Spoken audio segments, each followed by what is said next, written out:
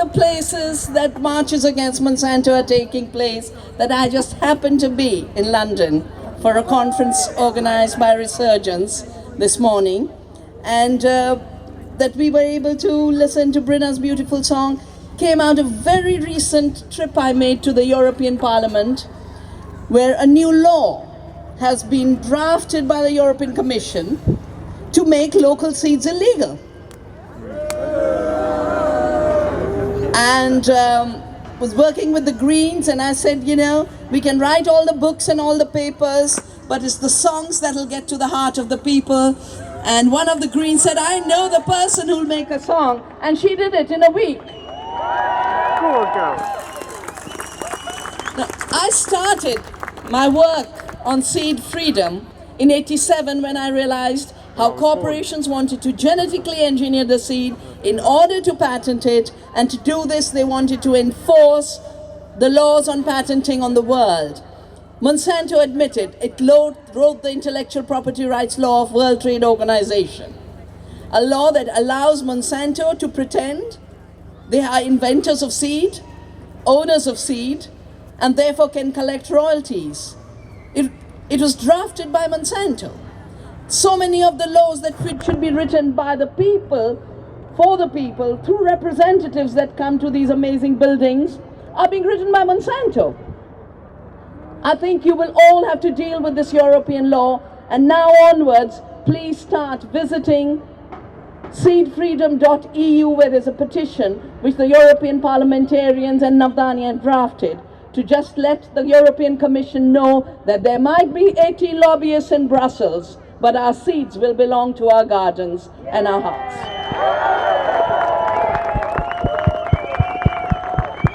This law requires compulsory registration. The tiniest of seeds you plant in your backyard, Brussels will give you permission, if you can do it or not. And the criteria for them is uniformity, which means diversity will be criminalized, seed saving will be criminalized. That's what the WTO rules were about in patenting.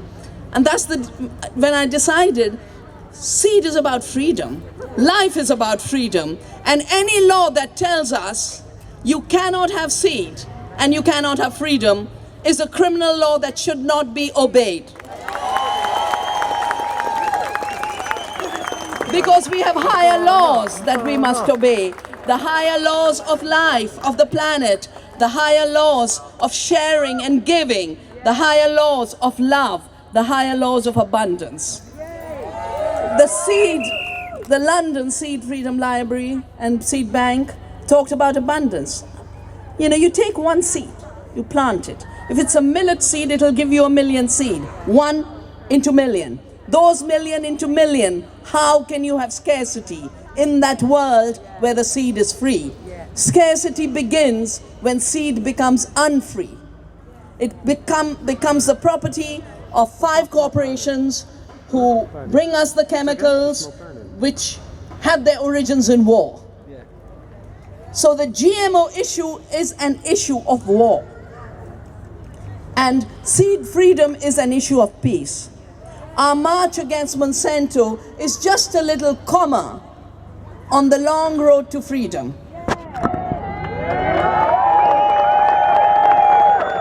And that long road to freedom begins by the recognition that sadly neither the government of the UK nor the parliamentarians of the UK realize that the GMO emperor has no clothes. Wicked. They said they feed the world, the yields have gone down. It used to be 1,200 kilograms per hectare of cotton before the BT cotton. It has dropped to 500 kilograms after BT cotton. And they keep talking about a miracle in India.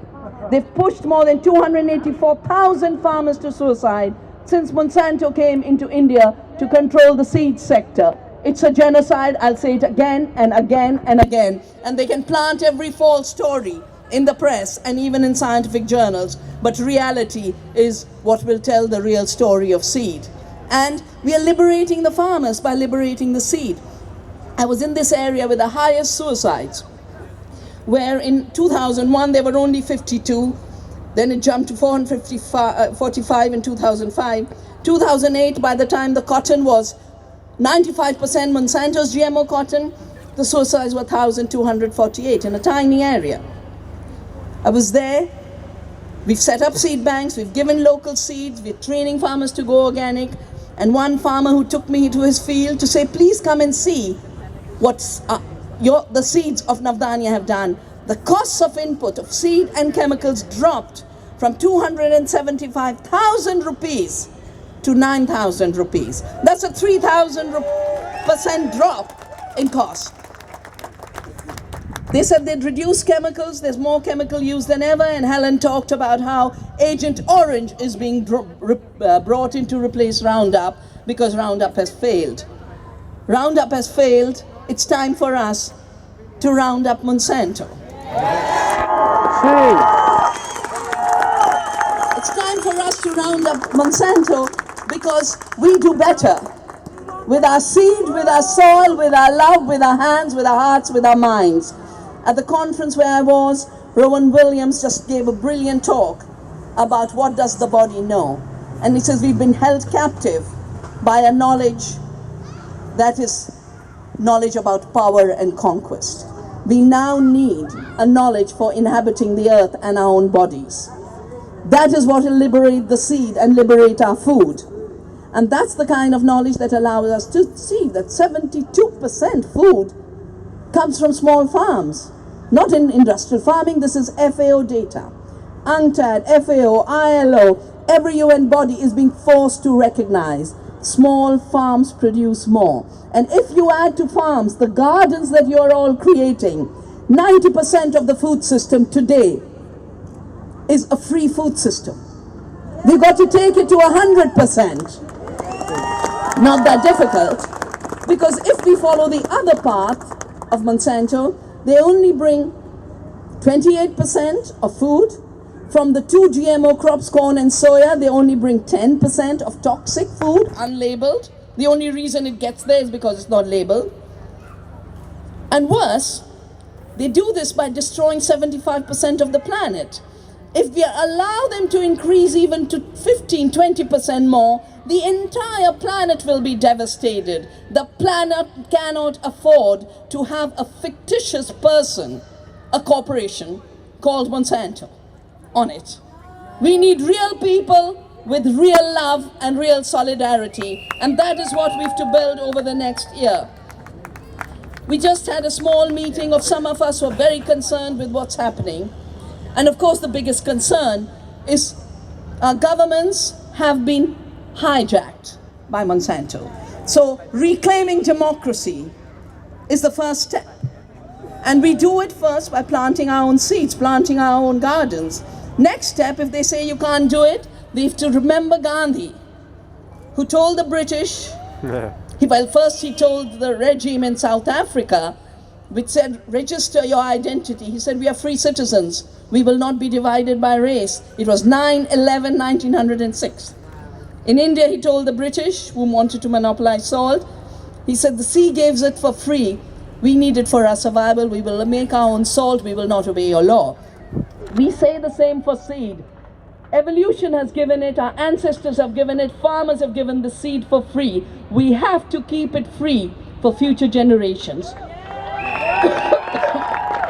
We have to keep it diverse for future generation. We are not going to live off 4 toxic GMO crops when the planet gives us 8,500 species we have fed on.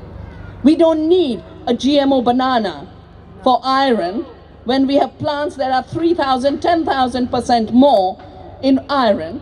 We've got to bring the diversity back. We've got to bring our relationship with nature back. Most importantly, we've got to bring our freedom back.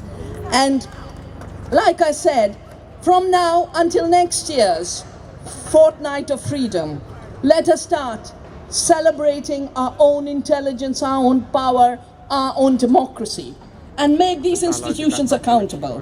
Let them recognize we know. You know what we are planning?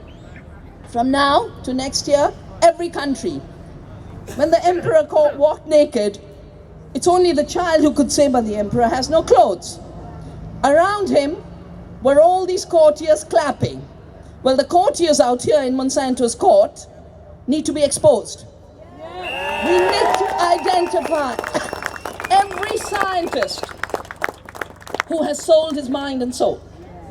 I will not have another one of our fellow scientists sacrificed like Arpat Putsai was and like Seralini is being hounded.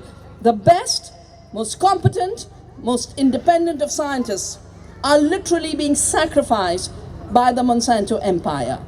And these regimes are supporting that sacrifice instead of defending knowledge. We are living in a period of knowledge terrorism, which is lying to us at every level.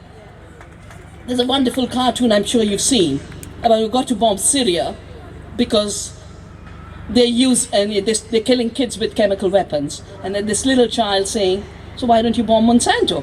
Yeah. So there's been a Nobel Peace Prize given to the chemical weapons inspectors. We are the chemical weapons inspectors in our food system. We will not allow chemical weapons in our food, and we will definitely not allow the beginning of life, the beginning of food, to be colonized. And in terms of what we have to lose, what the damage has been, I'm so happy. I am so happy that there's this amazing burst of creative energy among young people. Just Brina, and now you'll be introduced to another creative artist who I just heard 2 hours ago. He'll be introduced to you, or should I just? You'll introduce? You come and introduce. But you'll take that in your heart when you leave. But if you organize a mega festival next year on seed and food freedom, bringing in artists, bringing in the best of chefs, bringing in all the gardeners, turning the city into a city of freedom through a city of gardens, through a city of seeds. 1 year we were. Thank you.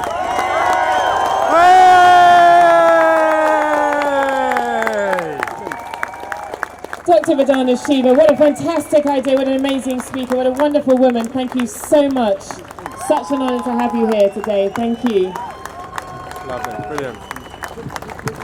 Well, we have a little bit of cosmic fortune.